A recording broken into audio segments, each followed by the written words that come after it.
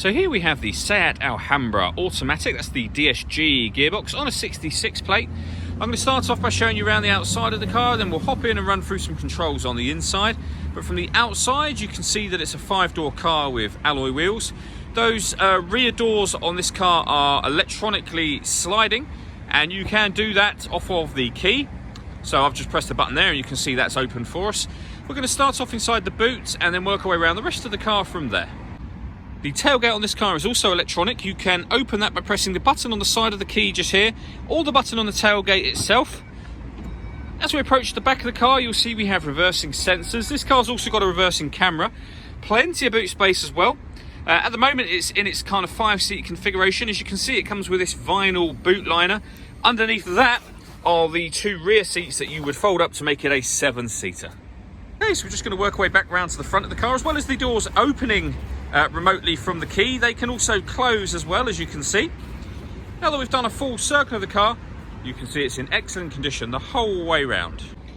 Just briefly before we climb in, I think it's well worth seeing the interior from this exterior point of view. There's plenty to run through on the dashboard, so let's hop in and we'll do that right now. Okay, now that we're inside the car, we're going to start with the dials. On the left-hand side, we have the rev counter, and on the right-hand side, the speedometer and fuel gauge. In the middle, you can see the total miles for this car, which are 23,176. And then above that, the trip computer information, which can be changed using buttons on the steering wheel. There's various different bits of trip computer information available, and other menus as well, from your audio, your navigation, your telephone, assist system, settings, and then back round to where we started. If we back out to the steering wheel, the buttons I was using just a moment ago are here. We've also got voice activation over that side, and then stereo controls on the left, with cruise control on this stalk just behind the steering wheel there on the left as well.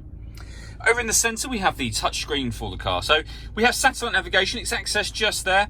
There's a full video showing exactly how that works that can be found on our website and also on our YouTube channel as well. If I pop the car into reverse, you can see the full colour reversing camera just there. When it comes to music in this car, we have the radio, of course. So when it comes to the radio, we have DAB, FM and AM, as you can see. If you want to listen to your own music, just hit the media button. Nothing's connected at the moment, but there are plenty of ways to listen to it, as you can see just there. And they include Bluetooth audio. So once you pair up your phone, not only can you make or receive phone calls, you'll also be able to stream your music wirelessly as well. Working our way down, we have the dual zone climate control. So you can adjust temperatures on driver and passenger side, fan speed up and down. You can turn the air conditioning on and of course off from here. You can determine where you'd like the air to be distributed up here. When you're happy with all of those settings, you can leave it that way, or you can hit auto, and the car will take control of the fan speed and the direction of the air in order that it maintains the temperatures that you've asked for. You can override that at any time you wish to. For those cold winter days, we have heated driver and passenger seat, both with 3 different heat settings each. Down the bottom here, we can open the sliding doors for the right and left hand sides of the car. We can open the tailgate as well. We can turn off the traction control. This one turns off the stop and start. This car is designed to cut out when it's stationary in traffic, which will save you fuel. Hitting that button turns that system off.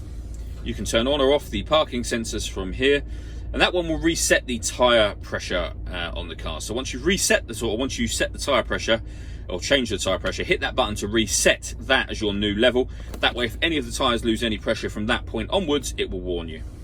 We then have the fully automatic DSG gearbox.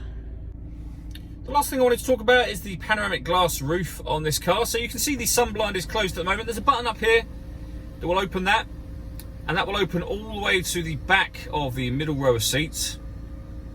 And you can see that lets in a huge amount of extra light. You can, if you wish to, leave it like that, or you can twist a lever up here that will then open the front section as a sliding sunroof to let a lot of extra air in. As you can see, that opens really wide. All that leaves me to say is thank you for taking the time to watch this video. If you'd like to come and see the car in person and have a test drive, please feel free to call any of our MJA sites. We'd love to hear from you soon.